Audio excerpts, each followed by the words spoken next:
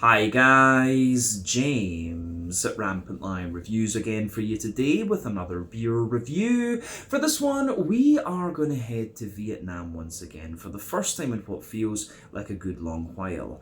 Now, we're going to return to a brewery that's featured on the channel a couple of times before. These guys are a very well established and very well respected name within the Vietnamese craft beer scene, and they're potentially the best known Vietnamese craft beer brewery worldwide because they have sent their beer to a good few different places now. But my encounters with this brewery tell me that they're very solid all round, although I'm a little bit more familiar with their beers from the darker end of the spectrum, and those are very good, so I really recommend that you try them. But the beer that we're going to have a look at today is a style that I've tried from this brewery before, one that I know they can do very, very well, and I have heard very good things about this particular beer too. So needless to say, I'm very, very curious to see what this one's going to have in store for us. Hopefully it's another good beer. Hopefully it makes for an interesting review, and as always, I hope that you guys watching enjoy my take on this one as well. So yeah, for this review then, we are going to head to the Ho Chi Minh City area of Vietnam, and that means that we're going to have a look at another beer from the wonderful Heart of Darkness Brewery. So this particular beer is called the Wraith. It comes in at 13% ABV. It's an Imperial Stout brewed in collaboration with Yakima Chief hops. So basically this one is a bourbon barrel aged, heavily hopped Imperial Stout. So that should be pretty interesting actually. And we reviewed an Imperial Stout from these guys maybe about 3-4 months ago now. That was very, very good as well. I forget the name of that one now. I think that one was a little bit more straight up than this, but I've not had too many heavily hopped barrel aged Imperial Stout, so that makes this one a little bit quirky. And of course, reviewing Vietnamese craft beer for you here on the channel is a little bit unusual as well. But yeah, Heart of Darkness, great brewery who I've had quite a few encounters with over the years. So always nice to return to them as well. Big shout out to my friend Deb, of course, in this review too. But let's crack on with this one then and see how we go. A 13% bourbon barrel aged, heavily hopped Imperial Stout from Heart of Darkness Brewery in Ho Chi Minh City, Saigon, down in Vietnam. So, as always with my reviews then, I'll tell you a little bit about the brewery before we taste the beer. If you want to get straight to the tasting though, just fast forward. All the usual links can be found in the video description below. That's the brewery website, the link to my other reviews that I've done from Heart of Darkness Brewery before, and we will no doubt add more to that list at some point in the near future. But there's all the usual social media down there. If you want to see more reviews, do please consider subscribing to the channel. The support that you give is massively appreciated. And remember, you can go into the channel homepage and search for beer using the geography tagging system. So just go in there, use the little search bar, put in your hometown, state, county, province, whatever you like. If I've reviewed beer from the area that you search for, they will pop up. Failing that though, you can check out the playlist of beers from different countries. You'll find this one in the Vietnamese playlist, which I'm trying to add to whenever I get the opportunity. Not as often as I would like though, obviously, but do make sure you check out the playlist of beers from other countries as well, because there are some very interesting things on the channel these days, even if I do say so myself. But yeah, let's go on to my brewery notes then, and I'll tell you a wee bit about Heart of Darkness Brewery once again then. So, as I mentioned earlier, Heart of Darkness Brewery are based in Ho Chi Minh City in Vietnam, which was previously known as Saigon, and the company was founded back in 2016. And the main men behind this company are John Pemberton and Dwayne Morton. So, John is English and has a background in economics. While growing up in England, he was a fan of the traditional cask beers, but then in the 2000s, he worked in New York, and it was there that he developed a love of the American craft beers. But in 2013, he got a job with IKEA, and he moved to Vietnam, and it was there that he converted a bathroom into a home brewery. Dwayne, on the other hand, is originally from New Zealand, and he had a long career in brewing and has worked for Invercargill, Moa, Carreru, and Panhead before he moved to Vietnam. But both say the audience of the brewery was mainly Westerners in the beginning, but that the vibrancy of the Vietnamese food scene actually made it very easy for them to include the local Vietnamese in the craft beer movement as well. But the brewery itself can be found about 20 kilometres to the north of Ho Chi Minh City. It's a 1,000 square metres facility, and it's equipped with a larger system and John's old home brewing system, which they use for kind of small pilot batches as well. But they've got their tap room in District 1 in Ho Chi Minh City. This has 20 taps, and if you see pictures of this, it's actually pretty damn impressive. And over the last few years, they've been doing quite a few collaborations with breweries from across the world, and basically been building up their Asian distribution as well. So like I said earlier, these guys are both building a name for themselves and for the Vietnamese craft beer scene in general. They did have a bar in Singapore for a while, but I believe that has closed down fairly recently, and they've got a bar in Da Nang as well, which is supposed to be a very nice place, so somewhere that I do need to go and visit. But the name of this brewery is taken from Joseph Conrad's novel Heart of Darkness, which was written in 1899, and this was apparently John's favourite book when he was growing up, and many of the beer names have come from things in that book as well. But as of February 2025, when I'm filming this review for you, these guys have produced 640 different kinds of beer according to Untappd. They are a very well-rounded brewery. Like I said, they do IPAs, pale ales, various other styles too. But for me, the beers that I became most familiar with from this brewery are the big sort of Imperial stouts, because I think those are the ones that kind of travelled best to Europe. If I remember correctly, the first beer that I tried from Heart of Darkness Brewery was one that was in a Riku box, and he got that one for me in Finland, sent it to Sweden. And that was of course a big Imperial stout, because I chose that because I thought it would last the journey. But Heart of Darkness Brewery, one of the Vietnamese premier craft breweries, and they're doing some very, very good stuff, so definitely worth checking out if you get the chance. But I think that's everything I can really tell you about Heart of Darkness Brewery for the moment. If you want to learn more about these guys, you can check out the brewery website, you can follow them on Facebook and Instagram to keep up to date with all the latest goings on, and you can check out the Rate Beer, Untappd and Beer Advocate pages to learn a little bit more about all the different beers that these guys have done. But yeah, let's go on and have a little look at the beer itself. So I'll let you have a wee look at the artwork on this one before we open it up. There you can see the label on this. You can see the Heart of Darkness sort of, it's almost like a stamp actually, like a passport stamp, I would say. But there you can see the Yakima Chief Hop symbol there as well. They've got a nice wax top on this. I'm not sure how well the camera's going to show it, but you can see if I just let the camera focus on that there, it actually says Heart of Darkness in the stamp. So I have to say their wax fixture that they have on this bottle is very, very nice. And you can see that it's in the sort of Thai and Lao sort of script there. But this is one, as I say, that I got here in Hong Kong. So yeah, a little bit confused by the label, I have to admit, but we've had this beer 2 or 3 times here in Hong Kong at the time of filming. But it tells you a wee bit about the beer on the side here. It says the Wraith dry hopped barrel aged stout. With our friends from Yakima Chief Hops, we've taken a luxurious barrel aged stout and turned the dial all the way to 11 with a dry hop addition of Superdelic and Cryo Idaho 7. Booziness and a dark raisin flavour from the barrel is lifted by sweet berry notes and stone fruit from the hops, creating a one-of-a-kind behemoth of beer. Sounds pretty good to me. So yeah, Superdelic is a New Zealand hop from what I remember.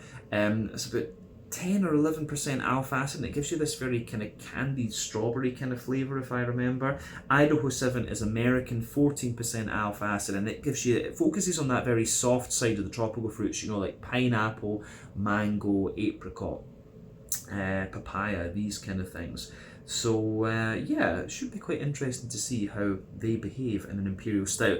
I actually cut a line around the cap in this one before I started filming this, just so that it was a little bit easier to get open. But yeah, let's get this guy out into the glass and see what it's all about. I am very, very curious about this beer. So yeah, let's, a little bit of smoke on the opening there. Let's get it out into the glass and see what it's all about. These Heart of Darkness stouts are always pretty damn good. I think that's pretty much everything. So yeah, that's it. There we go. So as you can see, The head on this one, as we've poured it, it's about a half finger of a frothy, I would say kind of medium to dark tan coloured head there. You can see it's very foamy bubbles that are on this one. You can see it's, yeah, they're all about the same size actually, but it's very, very nice looking beer, this one. Lovely dark kind of ebony rosewood colour there. Not too much in the way of visible carbonation with this beer. In fact, pretty much no visible carbonation, but that head is just fading away to be a very, very thin foamy layer, and that ring is just going to sit there around the very edge of the glass. But yeah, nice looking beer, this one. As I say, lovely dark ebony rosewood colour. If I shine the light through it, it's that dark, it only has a very slight sort of Coca-Cola, Pepsi coloured edge to it. But remember, the colour of your beer depends on a few things. One, the type of malts that you use. This goes a long way to determining your EBC rating. Two, length of your wort boil is going to play a role, because the longer you boil the wort, the more the sugar is caramelised, and thus you get a darker colour of beer. But any barrel aging that you do or adjuncts that you put into the beer will affect its colour as well. But when it comes to black beers like Imperial Stouts and Porters, it's very, very difficult to affect the colour of these with barrel aging and adjuncts. I've only ever seen it done once with like beets, and it gave the beer this kind of purple tint. But yeah, a really, really nice looking Imperial Stout, this one, but pretty much in line with what you would expect from the style. So I don't think we can say too much more about the aroma or the appearance of this one. So let's go on and have a little look at the aroma. Mixing up my English these days in the videos, it's terrible. But yeah. Yeah. As you can maybe tell from my expression there, if you're watching the video rather than listening, this is a beautiful, beautiful beer from its aroma perspective. It's very, very boozy, of course, and the barrel's quite prominent in this one, but this is awesome. This smells really, really good. And it's, you know, I have to admit, it's one thing that I miss these days when it comes to, yeah, it really is something that I miss these days when it comes to my beers.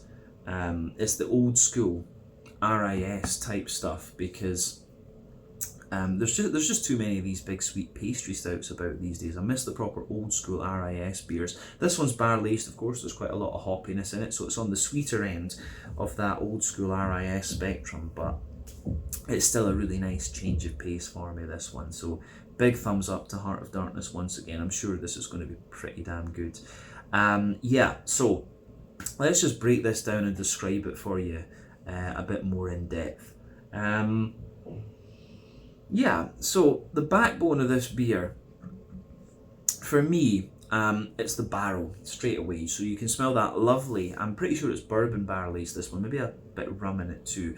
But yeah, the backbone of this beer, lovely smooth American oak in there. As I've often said, European oak is just that little touch drier than American oak, but both have really nice vanilla notes. So yeah, lovely smooth American oak in this one, I would say. A little bit of vanilla in there, and the spirit side of things with this beer, yeah, 90% sure this is bourbon, but wouldn't be surprised if there's a wee bit of rum barrel in there.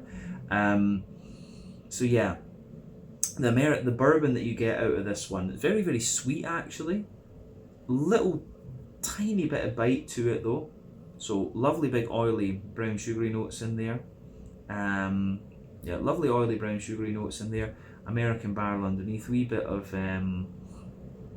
vanilla, and then above all of that, you start to get the malty side of the beer. So yeah, lovely. There's a wee touch of like roasty toasty well-fired bread crust in there. Definitely some rye bready characters, but then it's all about the yeah, it's all about the kind of cakey notes that come out of the beer. So there's a mix. I want to say chocolate brownie. I think like a big sticky sort of chocolate brownie is a good way to describe the malty side of this beer. So you've got the well-fired bread crust, touch, you know, a little bit of cracker in there, then big, yeah, toasty well-fired bread crust, the rye bread's in there, Yeah, there's definitely a little bit of that kind of chocolate brownie sort of note in this one. So yeah, nice kind of chocolate brownie sort of note. Very, very thick and very, very yeah, it's like it's a nice, lovely dark chocolate brownie. There's little touches of nut and things in there as well. Like, I don't know if you would say hazelnut or pralines or so on, but yeah, like a slightly nutty chocolate brownie. And then above that, you're getting all the chocolatey side of the beer. So for me, the chocolate that you get out of this one, it's a sort of like 80-90% cocoa chocolate. So that goes together very, very nicely in this one. There is a little hint of a maybe 50-60% cocoa chocolate as well. But yeah, I really do like how all of that goes together in this beer. There's some lovely brown sugary notes in there, like a wee bit of leathery brown sugar, treacle and molasses for sure, but it doesn't smell like it's an overly long boiled stout, this one. So with Imperial Stouts, there are a few ways that you can play with a stout. You can barrel age them, obviously, you can put adjuncts in them, you can do a double mash, which is going to give you a very kind of thick, sticky mouthfeel. Wouldn't be surprised if that's the case with this one, just going by the aroma, but you can also do a longer wort boil, which is where you get the more leathery brown sugars, and you also get the more kind of complex notes out of it. So yeah, there's a lovely leathery brown sugary note in this one, treacle molasses, sweet caramel, yeah, so there's treacle molasses in there, sweet caramel, a little bit of biscuit as well, and of course you've got a wee bit more nuttiness there. But the malty character in this beer is really spot on, to be honest with you. Yeah, I really like how that goes together. The yeasty side of this one's quite interesting. If the yeasty notes will come out at the back of your nose. So for me, it's an interesting mix of like sort of Scottish English Christmas pudding. Very familiar with that, of course. My dad's birthday's in February, and he loves Christmas pudding as his birthday cake, basically. So yeah, lovely. Yeah, lovely sort of Christmas puddingy type character with this one. Wee bit of rye bread in there, like I said, and you can smell like a more toasty, brown bready bread crust at the back of the nose. So the yeasty character on this one really is very kind of Christmas puddingy, like I said. Yeah, so on the hoppy side of things then, and this is obviously going to be one of the focuses for this beer because they're calling it a heavily hopped Imperial Stout, or a heavily hopped barrel-aged Imperial Stout. With Imperial Stouts, they are of course not the most hop-forward beers in the first place, but when you barrel age them, of course, some of the hoppy character is going to drop out, and the longer you keep the bottle, the more that effect is going to be amplified. So yeah, things to think about. But there's a few dates on here. I think this one has been bottled in 2023, so we're drinking this beer actually at about 13-14 months old, so we should keep that in mind. But yeah, there's not too much of a green component to this one. It's very kind of smoothened out in a way. What I'm getting from the green component now, there's a little bit of earthiness, there's a bit of woodiness in there as well. You do get the remnants of a kind of floral character and a wee bit of kind of grassiness in there too. So yeah, the way that everything pieces together in this beer, I think, is really nice. So it's kind of interesting with this one. I am still getting a bit of green component out of this, even though it's 13 months old. It's been barrel aged. It didn't say how long it had been barrel aged for, and I wish more breweries would include that, because for ingredients and process nerds like me, that's always very interesting. But yeah, you're getting a woody, earthy, floral and slightly grassy green component out of this one. The fruity side of the beer is really interesting. I'm getting a lot of sharp raisin out of this. There's plums in there, there's prunes, dates. It's got a slightly kind of phenolic note to it as well, you know, like sort of cough syrup. I'm definitely getting some of that out of this beer. But yeah, figs, black currants, blackberries, all of this sort of thing going on with this one. But yeah, it's quite a sort of stewed kind of note that comes out of the fruity character there, and I really do quite like that actually. What were they saying on the side that they were expecting out of this one? Just saying berries, to be honest with you. But yeah, obviously Idaho's Evans tropical fruits, and Super Delicious going to give you a kind of candied red fruit. But yeah, hops always behave in different ways depending on what malt base and what yeast you put them with. You have to bear that in mind.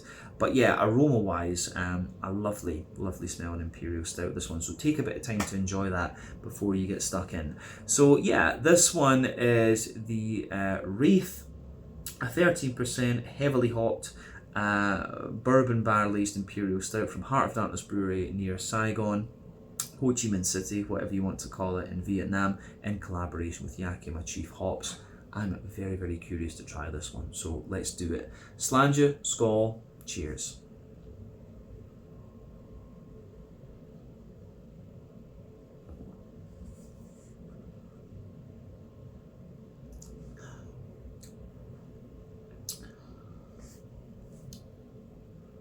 Ooh. Now I'm going to say straight away, it's a really nice beer, this one, but it's quite a bit more bitter than I thought it was going to be. I have to say that for sure. Yeah, it's got a lot more bitterness and roasty toasty character to it than I thought it was going to have. I mean, obviously I've had very bitter roasty toasty RIS, Russian Imperial Stout beers before, but this one actually feels a little bit more bitter than the last one we had from these guys, although in fairness, I've not had a proper RIS in a good few months, so it could just be impact flavours, but regardless, very good beer from these guys once again. So yeah, keep that in mind. Yeah, these guys are very good on this part of the beer spectrum, so I'm not surprised, but still, this beer does have a good kick to it, I have to say that.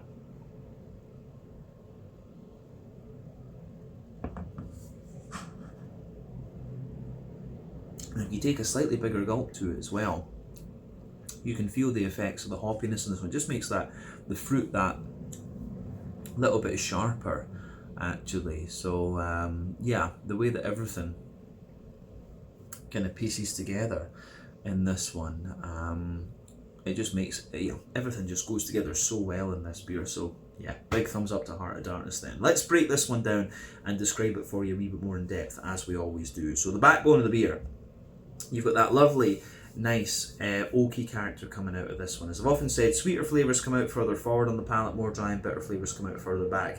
So with the woody backbone of this beer, you can feel that it's a little bit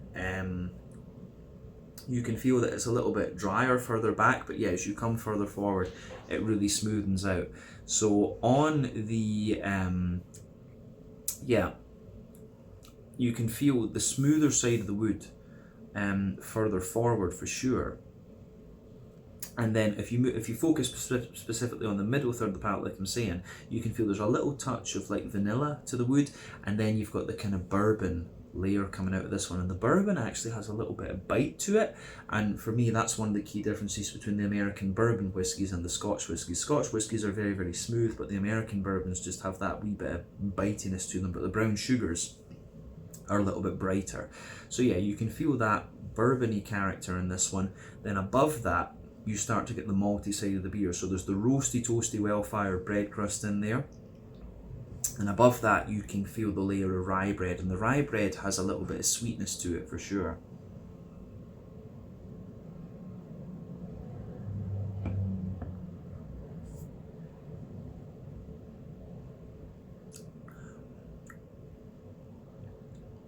So yeah, the rye bready character that comes out of this one, it gets sweeter and sweeter the more that you drink of it. But yeah, so you've got the rye bready character, then you've got there's like a sort of thicker chocolate brownie note in this one. It's a very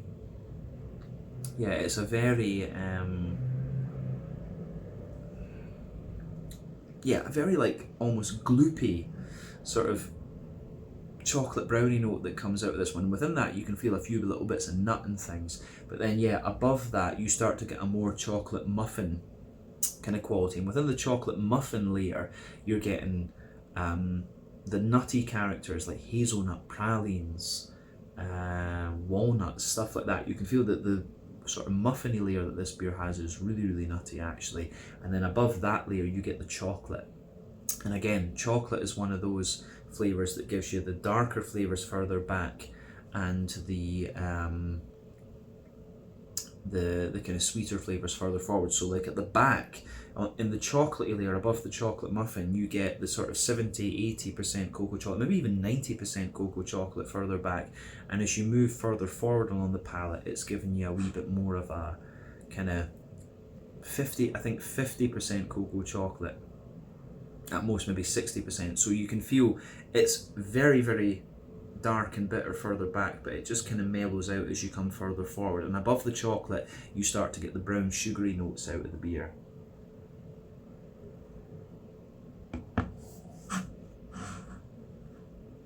So yeah, the brown sugary side of this beer, you can feel there's a little bit of toasty, above the chocolate there's a little bit of a toasty brown sugar.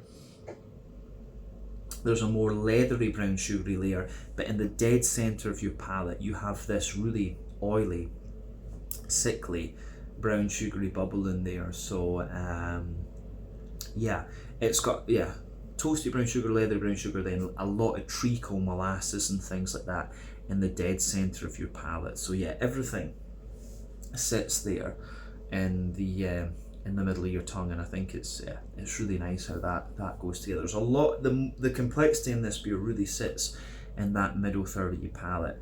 So yeah, I think we've covered everything we need to with that. Let's go to the back third of your palate. As I've often said, the back third of your palate will give you similar flavours to the middle third of your palate, just at different intensities. But yeah, border region between middle and back third of your palate, you get that little bit of bready build up in there. You've got the rye bread, the sort of chocolate brownie, the chocolate sponge, and then a wee bit of the more kind of bitter chocolate sitting on top of that.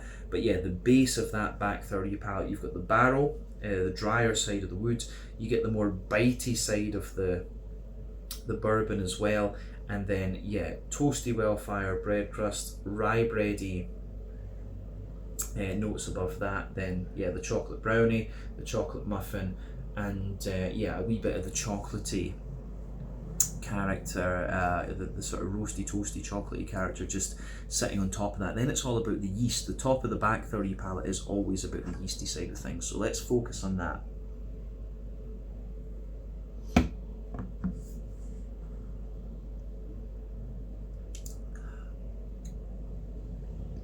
So yeah, the yeasty side of the beer, at its core, it's yeah, more kind of rye bready. It's like a sort of rye bready character around the centre, and it's quite sweet actually.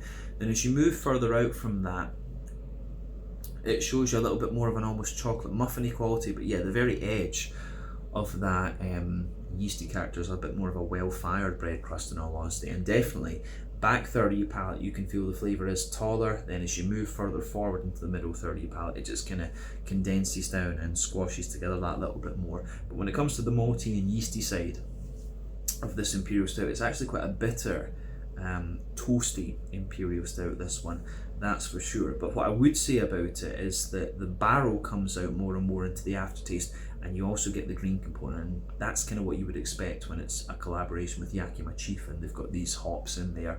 So yeah, the hoppy side of this one then, back corners of the palate, there's a wee touch of earthiness in there, but yeah, as you come further forward along the sides of your palate, you get more and more floral aromaticity, and it actually has a wee bit of pungency to it as well. But round the front curve of the tongue, it's definitely lighter and more grassy in a sense as well. The grassiness is a wee bit of zestiness there too. But yeah, let's have a wee look at the front third of your palate then, and that fruity side of things. There's not too much to say about the green component here. It's quite straight up actually. So yeah, front third of your palate then, and the fruity part of the beer. The border region between front third and middle third of your palate, you get that nice little bit of bready build up in there. In the base, you get the kind of rye bready notes. You get the kind of chocolate brownie above that, the kind of chocolate sponge, and a wee bit of the toasty, the sort of toasty chocolate notes in there. But yeah, the base of that front third of your palate, you're getting the smoother side of the barrel, the sweeter side of the bourbon, toasty well-fire bread crust, rye bread, Christmas pudding, and sort of chocolate sponge above that, and a wee bit of the kind of sweeter side of the chocolate too. Then above that, you get that nice oily bubble where the juicy fruity esters just roll their way out of the beer. So let's focus on that. Actually, I'm quite curious about that.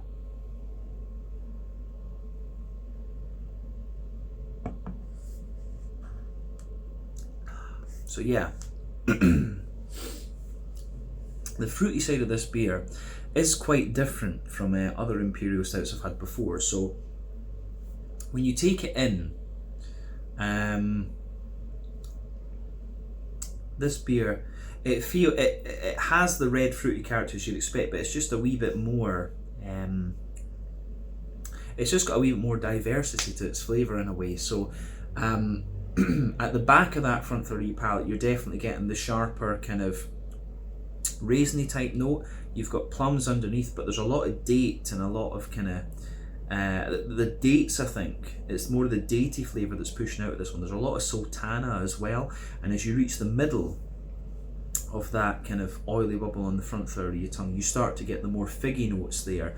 And in the front half of the front third of your palate, you've got black currants and blackberries, but you do have, it's the dates, the sultanas, like a kind of dried peary and apricot-y note that really pushes its way out of this beer actually. So it's, the fruity side of this one, as you'd expect, is quite different. You're starting to get, flavours of candied strawberries. Haribo straws kind of reminds me of those,